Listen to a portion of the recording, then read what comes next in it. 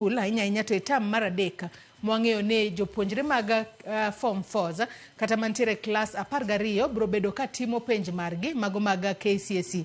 Mago duto Nyakwara Mugiajwang' abo bedo ka nono ni nonro mar gazet okinyi ma kawuono. Bang'e kango chopo kanyo saa 1 nyaka saa 2 mar okinyi bro bedo ka iyudo nonro mag wechego mag tuke. Okinyi ma kawuono James Opondo ema bro bedo ka kelo ni chenro mar nonro mag weche mag tuke. Bang'e to chieng' wuok tich ka chieng' wuok tich wajabedo kod chenro mar kaka wanene kod Victor Tieno Makajoma mar mondo mi gine ane kaka gi piny rengo. Wang'eni gibo bedo ka giloso kotudore kod limbe mar jatend piny Kenya William Ruto gwengo mag Luo Nyanza ka achiel kod weche mamoko matimore pacho kae. E chenro mar mbako romo Nyakwara Mugiajwang' okinyi ma kawuono abo bedo ka menyo ng'anyo mag jopuonje mag Kupeta podi oramo ni gibro bedo ka gidhi mbele kod ng'anyo margi. Juma mar 2 koro ng'anyo podi dhi mbele. Bende sirikal bro winjo dwaro margi kaluwore ni koro jopuonjre bro bedo ko oselalo juma mokwongo ka ok puonj giero koro donje juma mar 2. Tam mar 3 e tam machuok mogik. Winjruok bro bedo kose oyo mane mbaka mabo bedo ka goyo e chenro mar mbako romo okinyi ma kawuono. Omiyo chako tudri kodwa kochakore sani kaka pile namba mar ote machuok 236000. Mbui maro mar Facebook ibiro yudo wa achiel kachiel Ramogi TV X @Ramogi TV. An bende nyalo tudri koda e Facebook page mara ibiro yuda Joyce Oduor. Mbui mara mar X ibiro yuda @Joyce Oduor_. Machiegni kendo magi e thuond weche ma omiyo pek.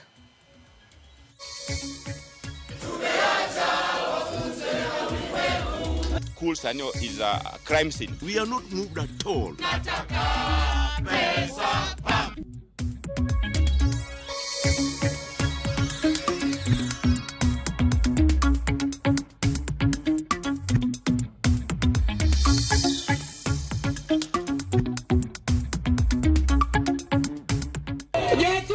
President Muneno bedo batane neja class university kendo wamielo godo Kiria Gloria kama ningempata huyu angehepa.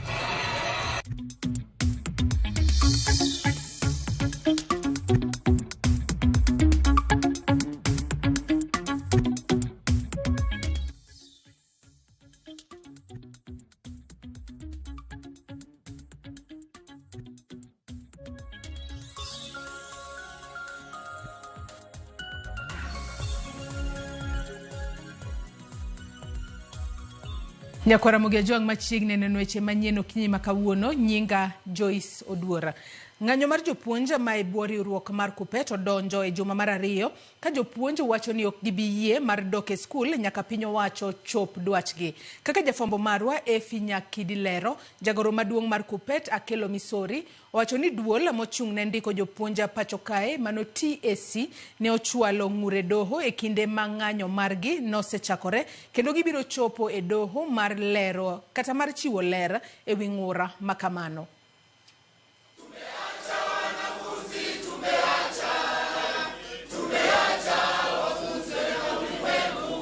Ng'anyo dhi nyime ma e chung' mar jopuonj sekondar ma e bwo riwruok Kupeta makoro mako chung' motegno kendo singo ni ng'anyo margi makoro donje juma mar 2 biro dhi nyime.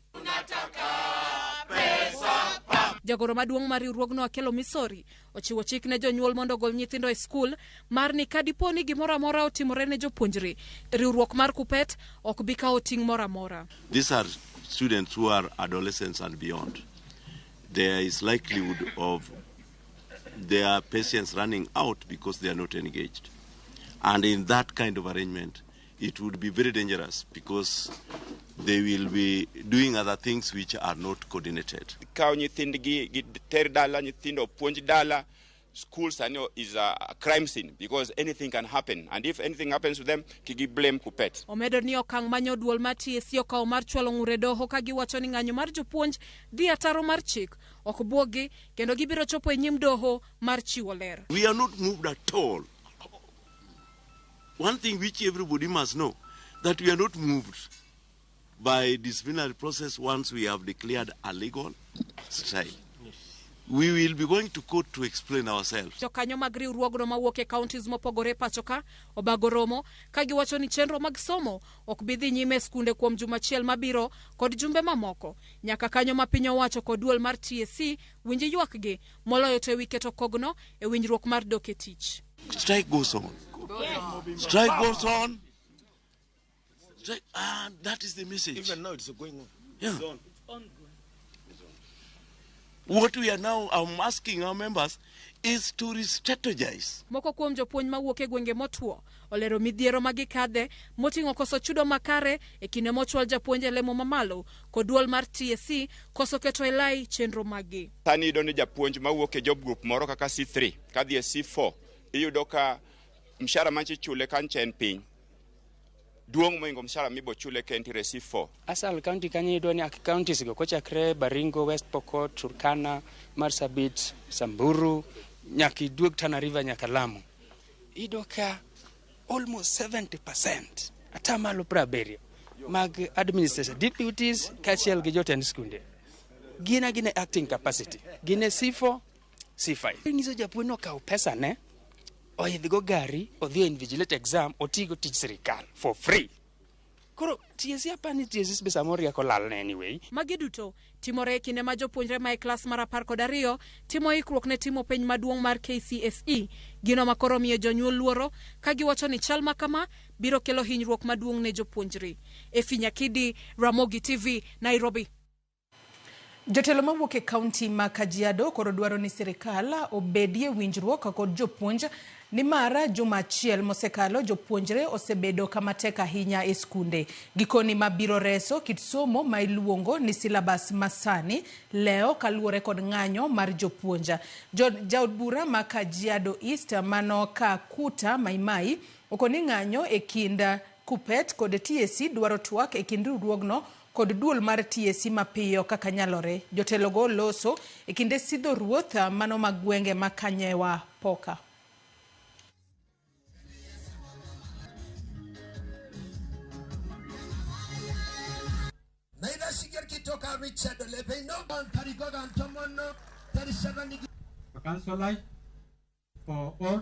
Walegeze kamba kidogo ndio walimu warudi darasani wasomeshe watoto wetu, kwa sababu watoto wetu ndio wataumia kama walimu hawako shuleni. Kwa hivyo mimi naomba of course the Kupet leadership as well as the ministries to come together and agree on the way forward, and I know when two heads sit together there will be a solution. Where there is a will, there is a way, and I believe that we'll find a way soon. The sooner we find a way, the better it is for our school-going children, because we don't want to. This is of course the last leg of this year, ambayo exam iko karibu sana, na hatutaki watoto wetu waumie kwa sababu ya hii mvutano hapa na pale. Jamhuri ya Kenya imepata changamoto mingi right from the GNC protest na sasa walimu, na tunaomba tu kwa sababu hatuna nafasi tena ya maandamano wala kukurusana, walimu warudi wafundishe watoto, serikali itawapanga kwenda mbele. Jagoro maduong' mar riwruok mar jopuonj mar NAT mano Collins Oyu owacho ni ok giti kamoro achiel kod riwruok mar jopuonj mar Kupeta matok riwruogno chungo ng'anyo mane gichano ka giwacho ni piny owacho osechopo moko kuom dwachgi. Koloso e kinde romo mar jopuonje e boma ma Kyusu, Oyu owacho ni riwruogno nokawo okang' mare mar chungo ng'anyo makamano. Bende wacho ni e kindego jopuonje sekondar e bwo riwruok mano mar Kupeta pod dhi nyime gi ng'anyo margi makoro donje juma mar 2 kochakore odiochieng' ma kawuono ka giywago chwalo jopuonje lemo mamalo, ndiko jopuonj mag JSS e yo maongirore kod okumba makare mar thieth.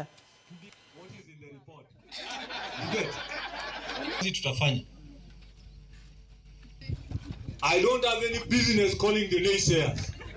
Because on a serious note, we shall continue addressing issues of teachers squarely with the employer and have them. I want to thank you, teachers of Kyusu, for listening to the voice of reason, and you're back to school.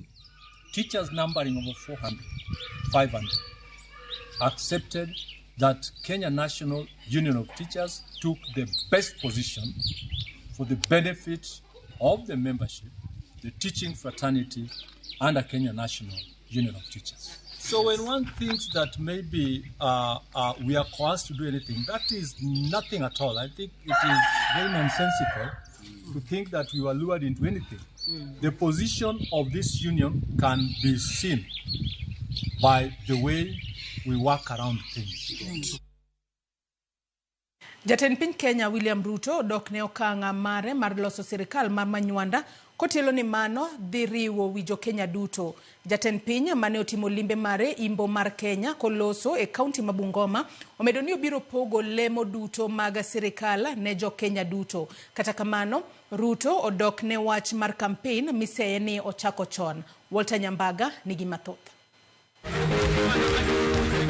Bang' tieko limbe mare Nyanza, orio limbe mare imbo mar Kenya, kama jatend piny William Ruto nyadichiel kendo odok ne okang' mare mar loso sirikal muting'o kweth makwedo sirikal, ne mano dhi miyo jo Kenya duto winjore ne gintiere sirikal ma okowe gi oko. Just come from a trip in Nyanza. It is almost a miracle that the people who were on extreme sides a few months ago, today, we are speaking as though we are very long time brothers and sisters and friends.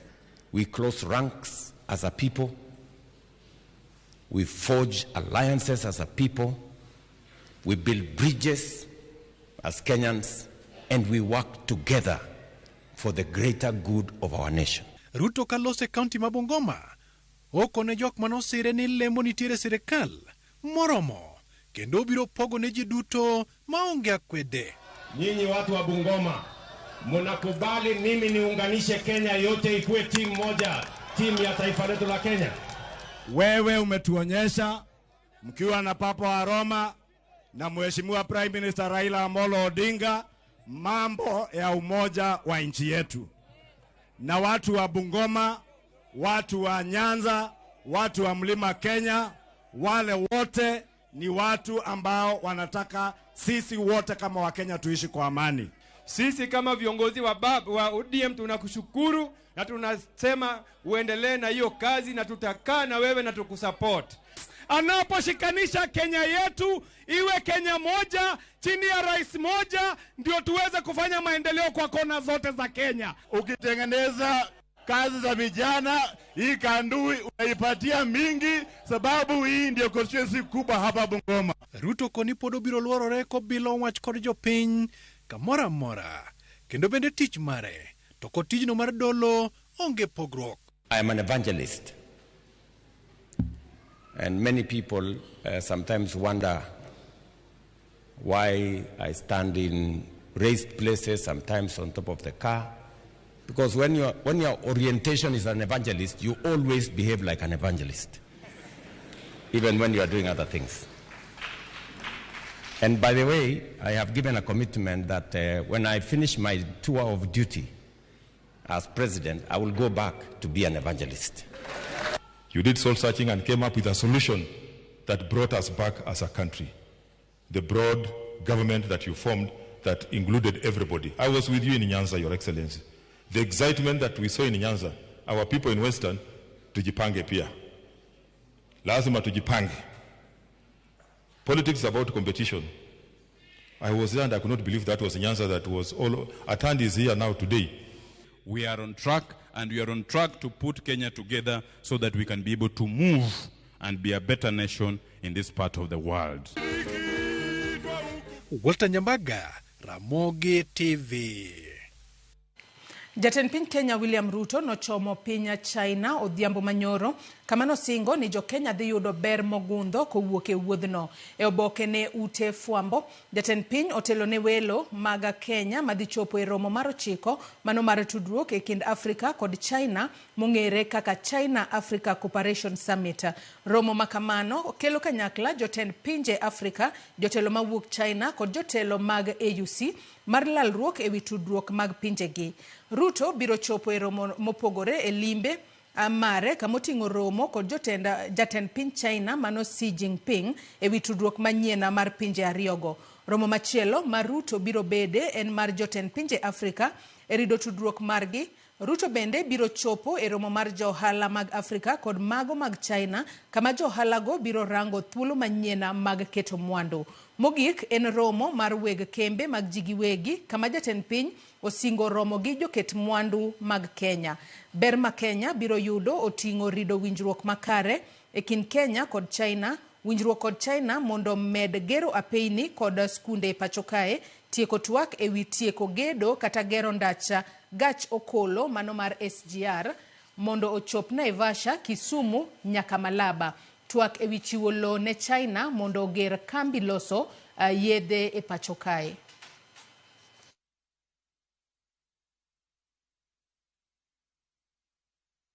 Kawadhi mbele ni jalup jatend piny Kenya Rigathi Gachagua okwedo weche ni gwenge mag Masawa okonyiso erokamano ne jatend piny Kenya William Ruto ewi lemo auchiel momigi kokale yiero mar jotend migepe kowacho ni gichung kata gisechung kode nyaka ne ochak manyo kom mar jatend piny Kenya. Koloso e kaunti ma Meru, Gachagua wacho ni osiro riwo jo Kenya kanyakla kopuoyo jodak ma Nyanza kuom rweko mane omiye e gwengego. Okwayo josiasa obed motang' ne weche magiwacho manyalo kelo sigu.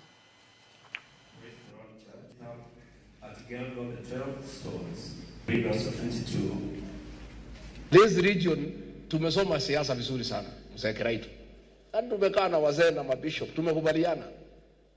Hakuna siku nyingine sisi tutachukia mtu yeyote ama kuchukia jamii yeyote, kwa sababu tutaenda hasara. Tumejua siri ya kukaa hii Kenya ni kutafuta marafiki. Mimi nimekuwa Nyanza, mliona? Nimekaribishwa huko na heshima kubwa sana. The whole tulisimama pahali 14. Nilikubalika Nyanza kwa niaba ya Mlima Kenya kama kiongozi. And I want to thank the people of Nyanza kwa kukubali urafiki wetu. And we want to assure them ile shida tulikuwa na Raila na watu yake, it is over. Raila and the people of Nyanza are our friends. Kalonzo, the Kamba people are our friends. Wetangula, Musalia, Natebea, Wamalwa, they are our friends. Never again shall this region agree to have prejudice against anybody. Joten kweth mar Azimio la Umoja okwedo wach mar puonjo rowere mag NYS kaka itiyo kod bunde mondo ginyala konyo e rido arita kata rido arita e pachokae, kagiwacho ni mano en yo ma jatend piny dwaro mar mondo miyo thirgodo ng'anyo chuth e pachokae. Kotelnegi kod Kalonzo Musyoka, jotelogo masani owuoka mar keto sirikal tesre bende oseyo chenro manyien mar siro somb jopuonjre, magiwacho ni sani siro mana jopuonjre sanja madongo to we oko mar mondo migi sandre. Jotelo mopogore manie riwruog Azimio la Umoja kotelnegi kod jatend duond buch Wiper Kalonzo Musyoka ne joyuoro e alama Jumapil e kanisa jokopere mar Holy Ghost Cathedral Mombasa. Jotelogo mane tieko limbe margi mar ndalo adek Mombasa ne joseyo paro mar jatend piny Kenya William Ruto madwani rowere mitego kod piny owacho mideno ni National Youth Service ochak tiegi kaka ginyalo tiyo gi bunde. Yaani hili kuhakikisha kutakuwa na maandamano Kenya nzima, unataka kupatia vijana wa National Youth Service bunduki, hiyo hatutakubali. Tumekuwa na maandamano na vijana wengi wamewawa kwa risasi. Tukisikia ya kwamba NYS vijana ambao wamekuwa huduma ya taifa wanataka kupewa bunduki, hii inatupa wasiwasi kama wananchi. Nebende giseo tend William Ruto gino magikone nyao mar tao piny Kenya kagichiwo ranyisi ewi chenro mag somo e pachoka magikone sani medo mana kelo ting' mapek ne jonyuol mani kod jopuonjre to chutho mago mayuto gene piny. Free education ilikuwa isaidie watoto wote, iwe umetoka kwa tajiri ama kwa maskini. The right to education is a right to every Kenyan, and that is now being taken away through some very funny proposals that are there. And it is important that we all stand up and say that education should be available to each and every person in this country. Nikiwa na Mheshimiwa Uhuru kwa ile serikali, tulikuwa tumesema watoto wote wawe sawa. Wanatoa 16,000 tu, lakini wiki hii mtoto wako akienda chuo kikuu unaambia 1200 sijui band gani. Imekuwa ni mzigo mkubwa kwa wazazi. Nchi yetu haiendelee vizuri, imekubwa na uongozi wa udanganyifu. Wale wanadanganya kabisa wako ndani ya uongozi. Tunataka tupate uongozi mpya ambaye utaongozwa na mcha Mungu, ambaye hataongoza kwa udanganyifu na kwa kujipiga kifua, na wala sio mwingine, ni Daktari Honorable Stephen Kalonzo Musyoka. Kalonzo ne bende onyiero wuodhi ka achiel kod chenro mopogore masani jatend piny Kenya sidho kolero ni mago mana campaign motimo koikore ne yiero mabiro. Oramo ni oganda mathoth e pacho ka pod kwedo piny owacho kendo gisechako timo ikruok mar kawo telo e yiero mabiro kaka kweth makwedo piny owacho. William is busy campaigning for 2027.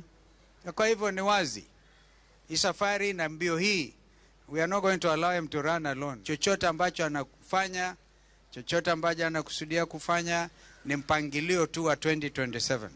Lakini hashtag wa Kenya sio wajinga. George Aoko, Ramogi TV, Mombasa.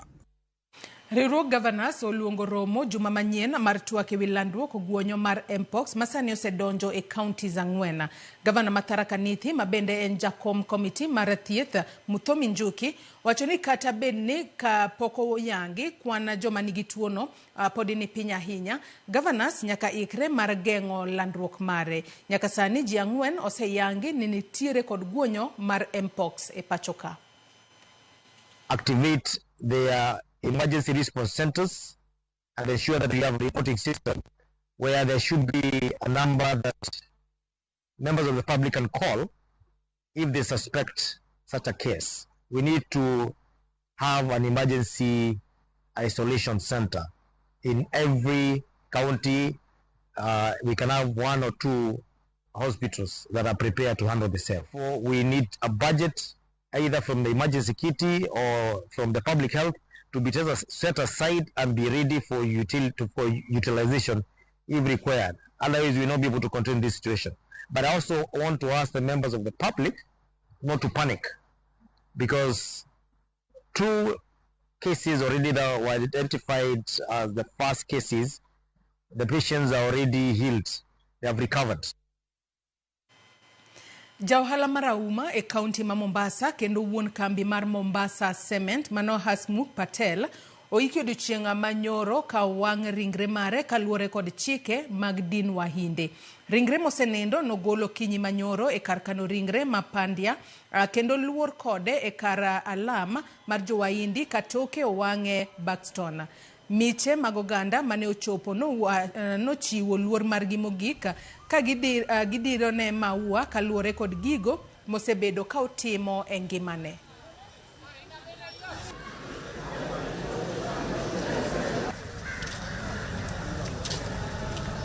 Asante sana. Thank you for coming here, all of you gathered here to pass on the condolences. We will have a road in Mombasa named after the late Hasu. That we will equally be having one of our ECD centers that houses children living with disability to be named after Hasu, so that the name of Hasubai can be able to live longer. Hasu spent close to $1 billion transforming Kibarani on behalf of the people of Mombasa. Obviously, as a politician, nilisema mimi nimefanya, but Hasu helped greatly in transforming and, of course, beautifying Mombasa. I think there's a lesson for politicians to learn from Hasu.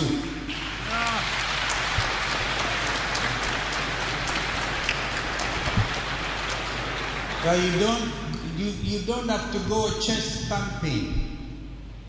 That you do not have to go there and impress people with stolen money. Ji 12 wito ngimagi e masira mar apaya manotimore Olalo Manithi e wang' apaya ma Meru Nairobi otieno ma piny orugodo nyoro.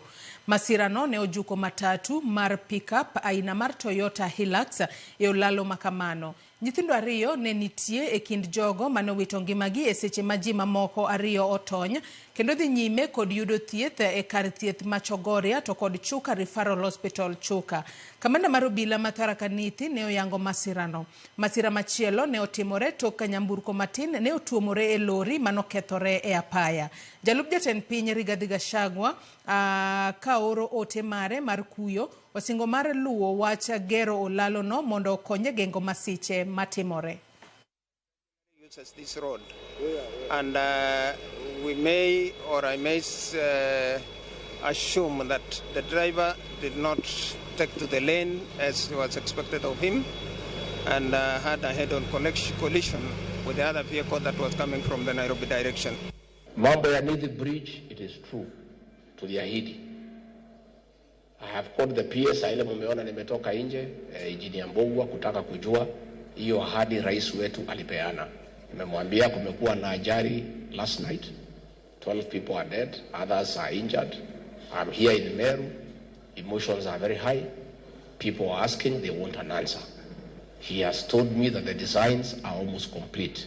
Nimemwambia siharakishwe haraka. Nyakaramogi bende ni winje weche masako it juma mokalo. Josiasa omoke kod jopiny ka moko gido itwa kod weche marwayo ng'ede to moko ne mora omiyo jopiny otolaka radara. Kata kamano e kind joka ma ong'eyo miel Rigiji nyoka o namba Homa Bay. Weche ochoki kendo los kod jafombo marwa Walter Nyambaga e weche manyien mago mochoto chota chikane iti.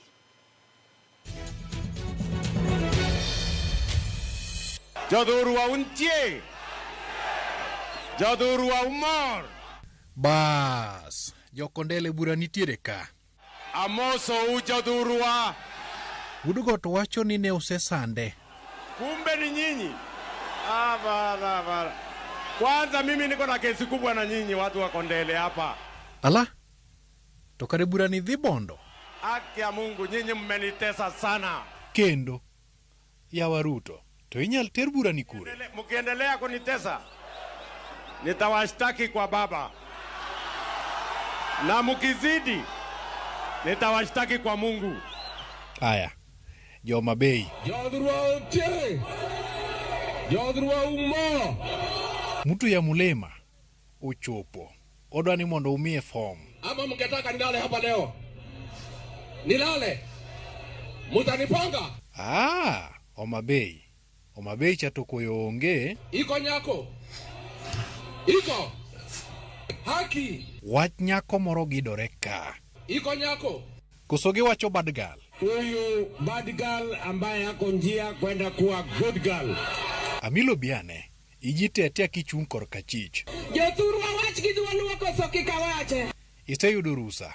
Wacha. Jothurwa president muneno bedo bathani. Neja klase university. Kendo wamielo godo Kiria Gloria. Kiria gango? Kiria Gloria. Adier. E Christian Union. To gima pimnwe. Nikare ng'ama bedo president menyaninde class. To donge ne en ng'at Mungu. Amilo gesa nyako ma jaber ni iwe ng'ato anguka nayo dhigo Zimbabwe. To inka.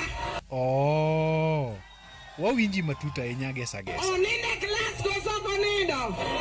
Aya, jatend piny. Nisa ni kare bad girl ni ne mana min piny. Kosi utongo mana wach. Na mnajua vile hatukukutana kwa sababu alikuwa anaenda mahali ingine, mimi nilikuwa naenda mahali ingine. Adier. Lakini kama ningempata, huyu angehepa. Donge jatelo more choyo Migori kocha wacho dhoge tieko yawa. Mimi sikukuwa na kupenda. Lakini wewe ni nyonda wa roho yangu kuanzia leo. Fatuma. Naona kuna mrembo mmoja hapa amesema niende lale kwake. So unaona huyu mrembo ataniweka na shida na ule recho wangu. Okay, bas. Rigijika opap. Chamthum. Lore o angla sani.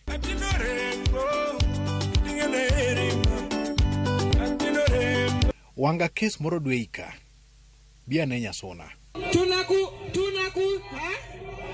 Huyu mama amenisumbua sana. Sasa simumwambia anipeleke polepole jameni. Nitero jatend piny ng'wech sana. Ndio mmemtuma anikimbize. Sa Charles Ongondowere. Dunia timang'o. Mheshimiwa aiwe rais, mimi sijamuita rais ya Jamhuri ya Kenya. Lakini vile dunia ilinena usiku, Wene wuod Kasipul. Ni dunia obet nade. Lakini vile dunia ilinena usiku, Kimani Machungwa. Kimani Ichungwa. Ni jomoko nyocho ketutegu. mtu akifikiria utarekea baba mtego, utajipata umejitega wewe mwenyewe. Mago Masako itgi Walter Nyambaga. Ramogi TV. Nyakwara Mugejuang magone weche Masako it juma mokalo jumani bende kango chopo Jumapil wabo winja nema moko ma Walter Nyambaga biro bedo ka kelon wa weche Masako it mag juma. We asoma nemo kukum ote ma ochwalo no okinyi makawuono kapokwa ka oyweyo madundo okinyi masani. Akwanya jalamu wodu yoma wacho ni I'm following this news from Chulu Kadems and I'm so happy with Ramogi TV ler maratari. Anyango Makopio Jagogo Katuma wacho ni watching live from Gogu Katuma, Rujo Ward, well presented, Amor Kodi. Ruth Nyathio Chienga, bende wacho kanyo ni umoja inako, wachio mabere, rokamano Nyasaye, kuom yaonwa pinya, Nyakwara Dayo Roba, bende wacho ni I'm Robinson, watching Ramogi News, ka an Nats County. Elisha Odhiambo, wuoda Sembo Nyagoko, wacho ni achieu, otene mag kuyo kod lit dine jo kanisa mano mar CCA johera banglala mar jotelo kokale masira mar apaya wagoyo mosahinya ne jogo mano yudo kata no wito ngimagi e masira makamano. Nyakwara Mugejuang yena mar mondo mi akaw yoyo madundo gi sani bange taduo kod nonro mar gazet kikidhi mabor.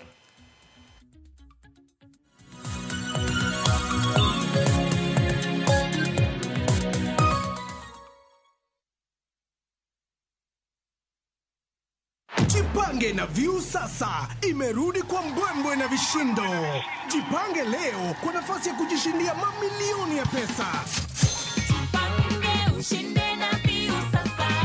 Bonyeza *487*3# na uweke 50 bob tu au tuma kwa paybill number 724177. Account number ikiwa ni nambari yako ya simu. Utapata content na point 50 za kuingia kwenye draw ya kujishindia 50,000 kila siku, milioni moja kila wiki na grand prize ya 3 million shillings. 3 million shillings. Jibambe na content nyingi zaidi, uongeze chances zako za kushinda. Jipange na Viusasa. Weka 50 bob tu na huenda ukajishindia 50,000 kila siku, milioni moja kila wiki na grand prize ya milioni 3. Sheria na masharti kutumika. Imeidhinishwa na BCLB number 0000130.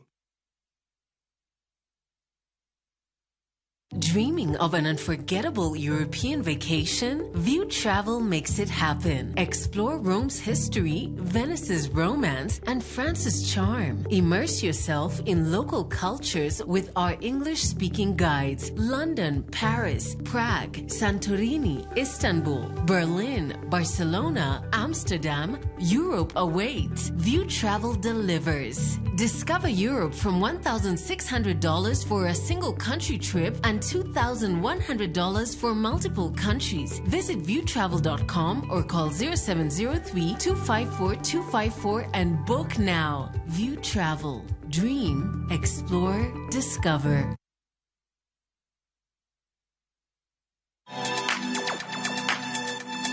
Dive into the vibrant world of Afrimax. Get ready for a whirlwind of color, flavor, and creativity on Viusasa. Watch as Dennis Chege transforms second-hand sneakers into stunning works of art for your feet. This is what I'm talking about. And that's not all. Beatrice brings a burst of innovation to baking with her unique and irresistible taste of creativity. We call it baking with love. Baking isn't just a recipe. Nice. It's a passion-filled journey through flavors and ideas. This looks so amazing. Tune in to Afrimax, where African stories come alive. Only on Viusasa.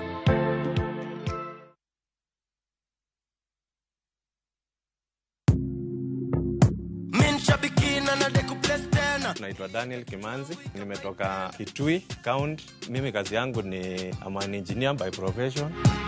Shambiki Aviator, nilianza kucheza na pesa kidogo, nikimprove kidogo. Nilikuwa nakula tu natoa, nafanya kazi zangu, lakini mpaka saa hii ndo nimefika pahali nikakula pesa mzuri yenye inaweza nisaidia. Saa hii nikiwa nimesimama hapa, niko na furaha sana. Nimeshinda 1.5 million kama venye mnaona kwa hii check.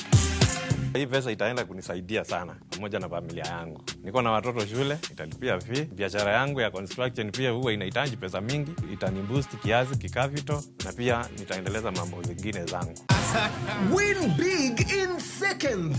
Aviator ya Shabiki.com inakupa the biggest multiplier in Kenya. Shinda up to 50,000 times your stake. Yani ukiweka stake ya 100 bob, ndege ipeperuke, unashinda 5 million within seconds. Changamkia Aviator on Shabiki.com. Not for persons under the age of 18. Authorized and regulated by BCLB license number 428.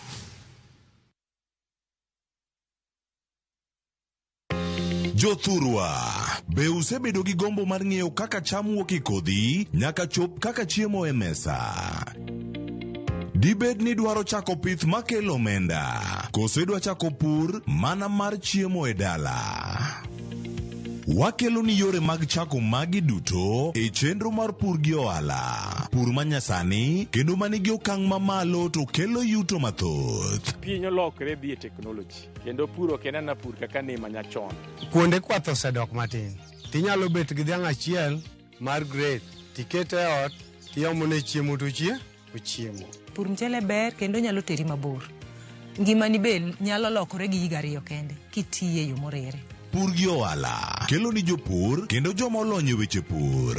Chieng' tich adek, saa 1:45 otieno, kik bai.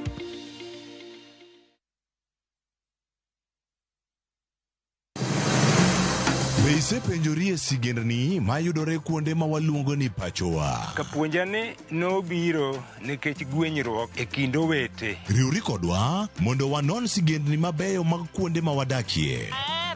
Nera nitie. Ninyuo kong'o kacha niluongo ni kilap joko wili. Kochakore bombe madongo nyaka e gwenge ma iye. Otusenge en piny joimbo mar oganda kiluonu wasenge. Ng'e gigo mamiyo oganda ka oganda bedo mopogore. Nueng'o ma wan godo ka en mar kunyo goldi. Urudi. En kama ji duoge ji ok lal. Ng'e weche mane osekalo. Chon chande lweny nitie kor gweng'. Rwako sigendni mag kuonde ma wadakie. Iwacho ni kibedo piny e kom, kineno ng'ama lwete fuare kama mano nyiso ni jakano mulo ka pigo sechope bwo mesa. Ng'e gwengewa chieng' tich ariyo saa 3 otieno mana e Ramogi TV.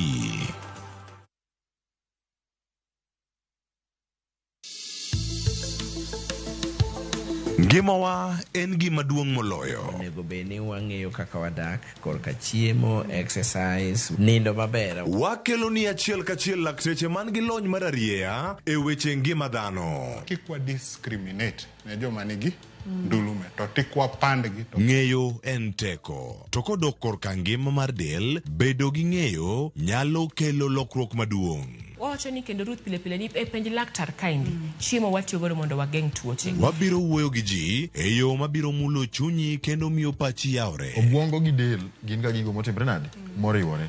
Koro gimipidho obwongo mari luwore gi gino mipidho dendi. Riwri kod Ruth Otieno e penj laktar. Wuok tich nyaka tich abich saa 12 odhiambo mana e Ramogi TV. Penj laktar. Ngima en mwandu.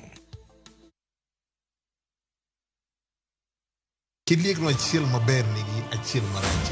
Kit telo mane ma gidwaro nyiso generations mabiro. Sama winjo ki ineno kiyanyo wadu e mbui kikiringi donje. Kenya waber kabisa e pepa. Pinje moko kawa blueprint. Wanto wandiko kakanyo to wakete shell. Joma ne nigi lony ka nochako timo gini kendo. Classification mitimo ka. Oyo. Kose yier jotelo, we must allow them to work. Kiwe siasa tenge migo oko cha. Ber mar ng'ato papi e lach. Ka papi e tekni, to loki e patan. Janyao, onge mbala. Kama iro dhuolore, mach nyaka bedie. To mantiere ka IBC okadho kolok commissioners. Kaka wanene, wuok tich ka wuok tich, chakre saa 2 okinyi, kik bai.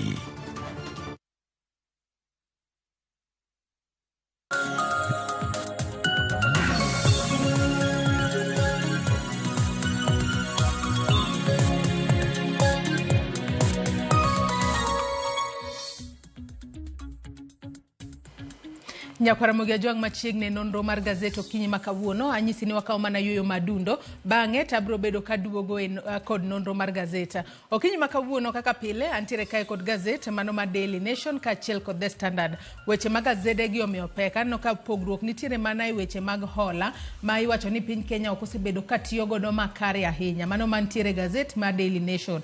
Weche mag ng'anyo mag jopuonj taneno ka gazede ariyo gi duto omenyo okinyi makawuono kaluwore ni jopuonje manitiere bwo riwruok mar jopuonja mano mar Kupet ne giwacho ni pod gibiro dhi mbele kod ng'anyo margi, ng'anyo makoro donjo mano e juma mar 2 mano ma higane. Kaluwore ni nyaka sani wang'eyo ni skunde no yaw tarik 26 juma mokalo. Jumano duto jopuonjre ahinya to mago manitiere skunde mag sekondar mag piny owacho nokosomo. Juma mar 2 koro chenro mag somo ok bibedo kadhi mbele. Gigo duto wang'e ni hinyo mana ngima jopuonjre mago madhi timo penja mag KCSE jumani. To kaka pile Nyakwaramogi Ajwang' okan kenda mar mondo mi abed kodi e nonro mar gazet antiere kae kod jafwambo wadwa mano Eriko Keyo Kizito moda ka thuolo makende mar mondo mi walidni godo gazet okinyi makawuono. Kaka senyisi Nyakwaramogi Ajwang' antiere kae kod Eriko Keyo Kizito. Chiyo nade Eriko Keyo Kizito? Achiyo makare Joyce.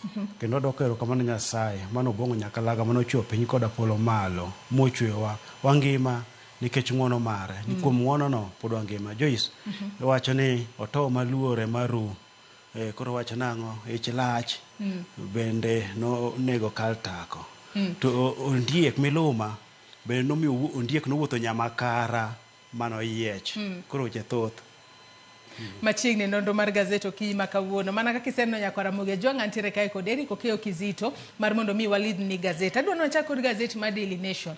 Eriko Keyo kata Kizito okinyi makawuono kwa chako gazet mar Daily Nation wach ma omi peke gazet mar Daily Nation okinyi makawuono en kotudore kod weche mago mag hola ma piny Kenya osebedo ka yudo ahinya kowuok e bengi ma piny ngima kata World Bank kaachiel kod International Monetary Fund. Ondike kae ni World Bank, IMF hit back. Nyaka sani koro liekore ni nitiere omenda moko mosebed ka imiyo piny Kenya to sebedo ka liekore no omenda makamago kosebed kitiyo godo e yo makare Kizito. Kendo kineno kanyo nitiere kanyo burden, debt burden kata pek mar chulo hola ma piny Kenya nitiere godo. Anno ko yange kanyo kochakore dwe mar 3 mano higa mar 2013 nyaka dwe mar 6 mano higa mar 2023 mago moko kuom hola manitiere. Kendo picha mineno kanyo mano mar jatend piny Kenya William Ruto kaachiel kod World Bank Group Senior Managing Director mano Alex Van mano kotudore kod tudruok kata winjruok ma piny Kenya osebedo godo kod World Bank kaachiel kod IMF mar mondo mi ochiwnegi hola. Wach makamano Kizito ema dwano wachak godo kendo aneno komiye pek it gazet mar 2 kaachiel kod mar 3 mano mar gazet ni ma Daily Nation okinyi makawuono Kizito.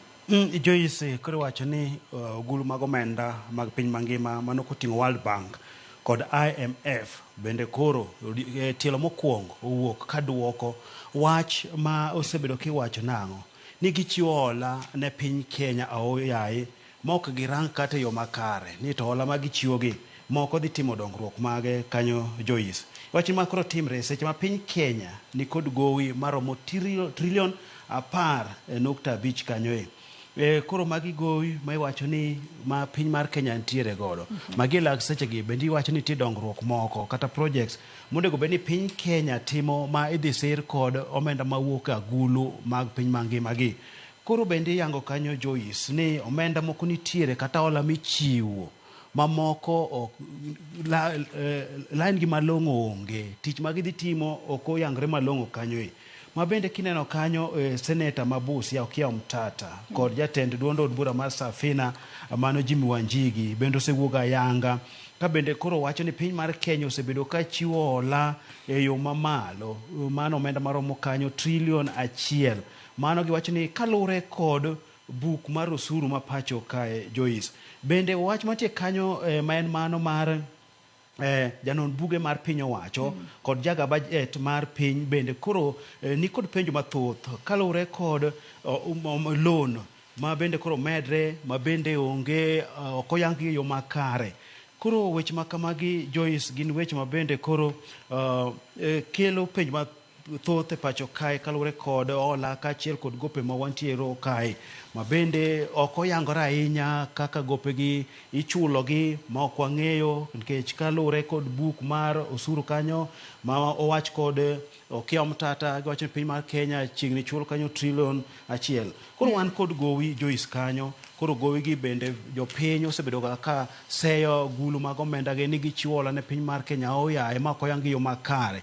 Koro tielo mokwongo gin bende giwuok ka gikwedo wach ma kamae. Koro wadhi ng'iyo ni to dhi bedo nade seche ma piny Kenya koro rakre kod gope kaachiel kod dongruok mathoth ma piny Kenya dwa notim. Kineno kanyo picha mar jatend piny Kenya William Ruto ka koro gitemo mar mondo gichwal teko stima ne oganda jo Kenya. Mamae nowacho ni chenro midhi chwal kod World Bank. Koro magi moko kuom pesa ma bende pod wageno ma med mana donjo kae.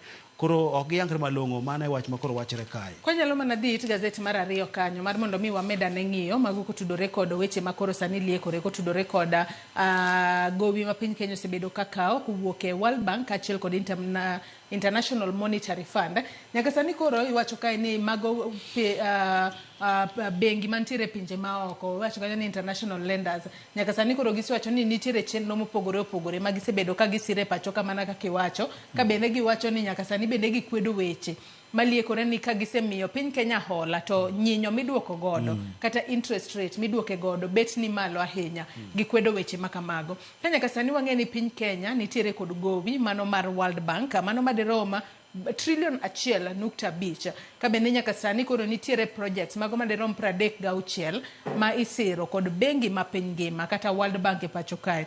Ka projects makamano Kiziti wacho kanyo ni omenda magidhi muonyo en biliona 950 mano kotudore kod nono ma bende notim kae. Ka bende nyaka sani iwacho ni chenro mopogore opogore ma World Bank osebedo ka siro e pacho kae mane momiyo nyalo bedo ni pesa ma ichiwo bet ni malo. To kopogore kod mano bende wang'eyo ni gobi ma piny Kenya nitiere godo mano mar International Monetary Fund en bilion 400. Matende ni gowi duto ma Kenya nitiere godo en $1.9 trillion. Omenda ma iye lach ahinya. To kata kamano mana kaka iwinjo, mana kaka isewacho ni Okiya Mtata kaachiel kod jatend duond burano mar Safina Party mano Jimmy Wanjigi. Gin korka korgi gisewacho ni Kenya osebedo ka chulo gowi no kuom kinde malach to kendo ok onego bed ni chulo gowi ma ok nyal yang ndache adiera ni ok notiyo e weche mag dongruok ahinya te pacho kae. Magi weche makoro miyo weche makamagi koro miyo World Bank kaachiel kod IMF wacho nok wabile wambe koro wawuog oko wagol duondwa kotudore kod weche gi maliekore gi sani. Joyce mana kuwuok e historia weche mag hola mimiyo piny mar Kenya. Bende kwa somo kwa luo kata project ma jatend piny Kenya kinde moko nodhi yango mar pith mar rech mar Kano Kabonyo. Kiluo wach ne dhino chakre higa mar 1982 mano wach ne od bura ma od bura no puodhe. World Bank nooro omenda maromo $1 billion mano higa mar 1982 kinde no omenda $1 billion neno omenda malach ahinya. Project ni nodhi molal, omenda gi nodhi molal. Magi gik mono chakre kucho kendo koro pod gidhi nyime. Koro piny mar Kenya kata jo piny dwaro ni hola mimiyowa ng'e tiendgi ni to gitiyo tije mage. Nikech sechegi wan kod gope ma ng'eny monego bed jo Kenya po chulo to kanyo bende wan kod dongruok mathoth ma jatend piny Kenya wuotho kinde ka kinde ka dhi yangogi. King'iyo kata moko mano yango kinde machiegni kae gin mago misiro kod agulu mag omenda mag piny mangima gi. Adoro nadhi mana mapiyo piyo waweche go motudore kod hola ma piny Kenya osebedo kakao kuwuok e pinje maoko. Wadhi nyaka it gazet mar 4 mano mar gazet ni ma Daily Nation. It gazet mar 4 kanyo nyaka sani koro yangore ni nitiere jogo mane onegi e yo ma aleng' kata e yo ma ok ni kare. To bende nitiere jogo mane olal godo apoya nono Kizito. To nyaka sani badmi obila mano mar Okwach Kicha pok oyango kata pok otimo nonro bwa neno ko mak ng'ata mitudo kod nek kata lal apoya nono mag jo Kenya moke pacho kae. Tadira kwa ng'iyo pichni manitiere kae Kizito gin higni mang'eny ahinya tok ka jogi nosewito ngimagi. Wantiere kanyo kod Chris Musando, Kipiegon Kenei, Batnisha kaachiel kod Daniel Musyoka.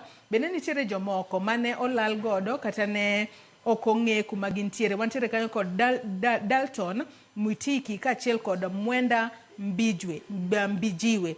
Mago gin moko kuom jogo manyaka sani kod bad migawo mano bad obila mano mar Okwach Kicha pok otimo nonro ba onyiso jo Kenya ni mae nonro manwa timo. to nyaka sani magi achije mwasemako kitudo kod nek kata tho apoya nono mar jokenya makamagi. Kendo kaluwore kod gazeti mar Daily Nation wa jatenda DCI Mano Mohamed Amin e kinde mane Daily Nation ne penjo matek ahinya kotudore kod nonro makama dhoge no moko kendo no onge duoko makare monyalo duoko kotudore kod kuma nonro sechope kotudore kod tho mag joge en gino maleta ahinya Kizito. Wacho ni en maliet ahinya. Koro liet ma kaka iwinjo DCI jatend gino no penjo to koro ne tame duoko kanyo. Magi nek mag oganda mag jo Kenya miwacho ni omako lemo moko e pacho kama dito. Mano kwa chako kod mane en jatij duol no matayo yiero kod yango kio e pacho ka IBC Msando mane owito ngimane tarik 28 higa mar 2017 dwe mar 7 ginyaka sechegi nonro poko timo yango ni to nobedo nade. Jago mane tiyo ka IBC Chris Msando ni ne ondhiye to bange oyude konege kanyo nen wach malita ahinya. Bende king'iyo kanyo wan kod Kipyegon Kineye mane tiyo apis man en jalup jatend piny Kenya masani jatend piny Kenya William Ruto bende nonegi nonro mare timo poko chop motieki.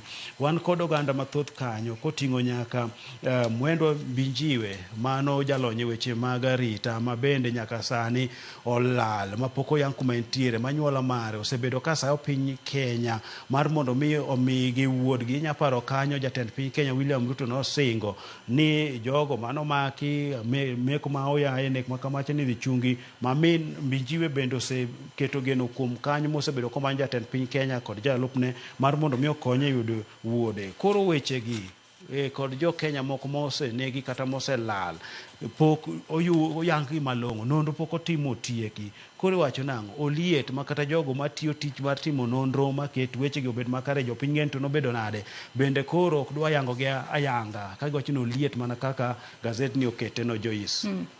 Kwa keto te wawete gi weche makamago geno ni kotudore kod tago maliet mane okete jatenda DCI Mano Ahmed Mohamed nyaka sani koro gibro bedo ka gitimo nonro mar mondo mi jo Kenya ong'e adiera kotudore kod tho mar jo Kenya mane otime yo ma ok ni kare. Higni mathoth koro familia magi pok oyudo ratiro kalure kod neka mag johera magi. Adona dit gazet mar 6 mano mar gazet ni mar Daily Nation mano mapiyo Kizito nyaka sani koro it gazet mar 6 wang'eyo kanyo ni jatenda duond burano mar Wiper Kalonzo Musyoka ene makoro ne oyango ni en jatenda kweth mapingo piny owacho kata maketo sirikal tesre gi sani. Nyaka sani koro wacho kanyo ni katobedo ni mane en jatend piny Kenya Uhuru Kenyatta ene jakoma mano mar Azimio Council ka bendo wacho ni gisebedo ka giromo margi seche moko ok gilanda ayanga kata kamano gisebedo ka giromo kendo giwacho ni gin gibro medo chung e tok jopiny. Kalone ni chung e tok jopiny en mano ng'iyo gik ma sirikal ok tim makare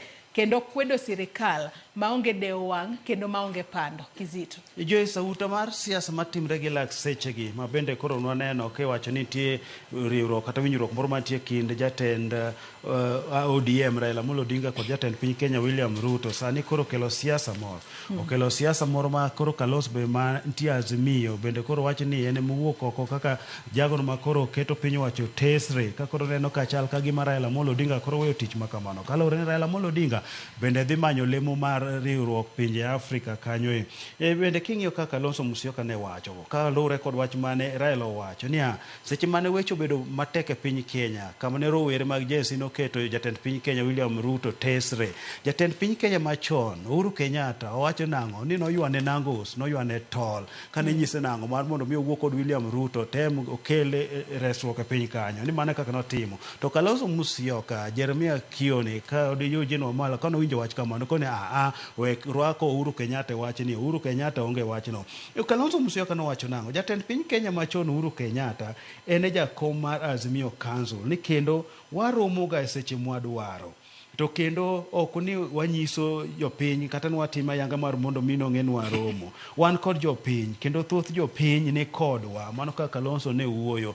Koro Kalonzo tiere wuoth ma koro wacho ni en moketo piny wacho tese to koro penjo bende ntiere bende en kod wuoche moromo monyalo wuotho godo koketo piny wacho tesre kinde ne ochopo ma bende nowacho nango yiero mabiro ni ntiere kinde kod jatend piny Kenya William Ruto ma gik mwarito neno siasa koro kawo kore galaxy chanya paro kinde machien kacha e dweche moko madhi 10 na wacho nango ni oganda mar Kaluo yamo nyalo uto ma seche moko wanyalo yudo ka wantiere korka William Ruto koso dhi bedo kamano ko bedo kamano to dhi bedo nade ne Kalonzo Musyoka.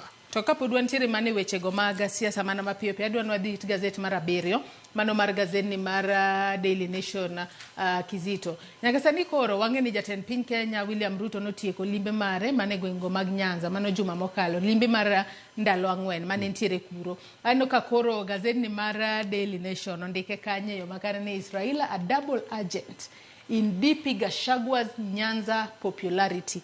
Nyalo bedo ni lwedo Raila nitiere ahinya kaka Gachagua ne wanyalo wacho ni tielo mokwongo ne waneno ka jatend piny Kenya kod jalupne Rigathi Gachagua nitiere kumoro achiel to kendo Gachagua bende norwake makare gwengego mag Nyanza. Kizito madama piyo. No yudo korwake makare. Mano miye chuny moil, chuny momor. Kanyara mogado chak. Mabende kata kano idho wi mesa mar loso. Gachagua ne chamo miel. Minjo kodhi gi mi bit kachacha. Mane miyo kata jatend piny Kenya William Ruto ne buonjo kaka Gachagua ne chamo miel.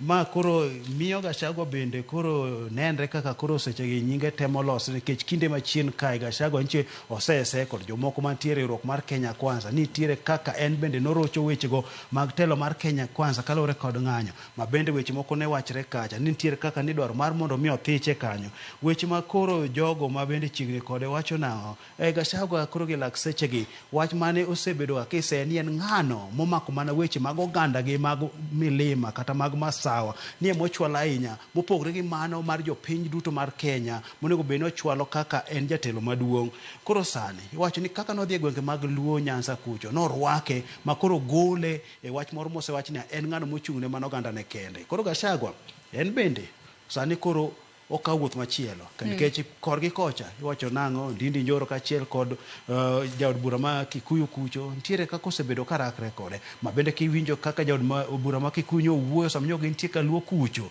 ni ng'ano mane paro ni otego no keto ne Raila Amolo Odinga ni kik dhi ka jaot mar jatend piny Kenya otego no bro mana maki koro mana noloso kanogeto jalup jatend piny Kenya Gachagua. Haya Kizito adwani waket tenge gazet mar Daily Nation gazet mokwongo mano mar gazet mar The Standard otudore kod ng'anyo mag jopuonja mago mag mantiere boriwruok jopuonj ma Kuppet mako chakore kawuono bro bedo ka donjo e juma mar 2 juma mokalo ne ok gidhi puonjo juma mar 2 sani koro ero podi gidhi mbele kod ng'anyo margi ano ka gazet mar The Standard ondiki ka ni misplaced priority wacho ka ni sani koro piny Kenya kali achiedh nade mathoth mano kochakore e ng'anyo mar jopuonj manyaka sani koro wacho ni nyalo ketho kata nyalo chocho mago timo penje mag KCSE nyaka sani koro bende wang'eyo ni nitiere tuono mano mar Mpox manyaka sani koro liekore ni osedonje pacho kae nyaka sani koro iwacho ni magi timore kata bedo ni jatend piny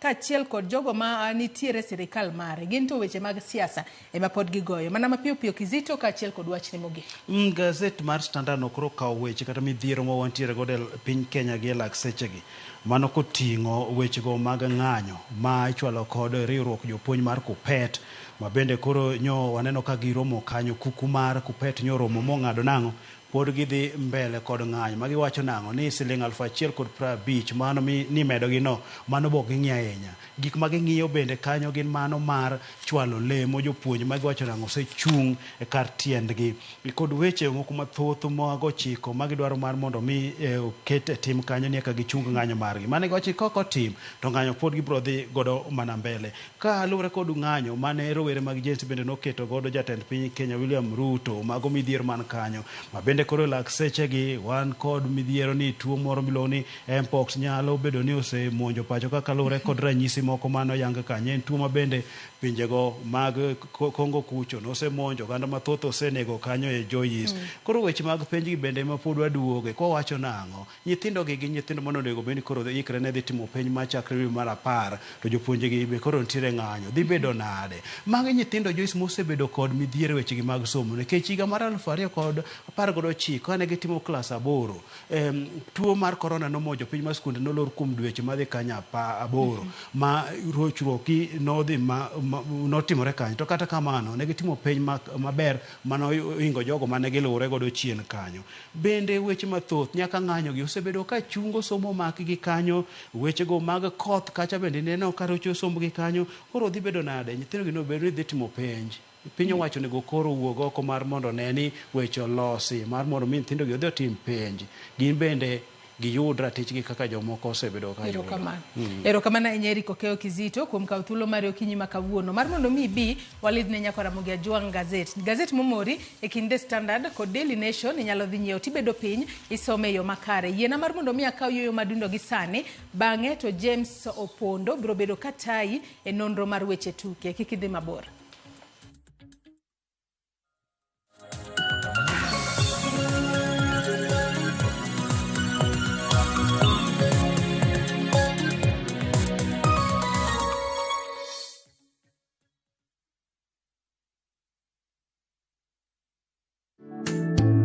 Nimeona ni rehema zako tu Baba, nimetambua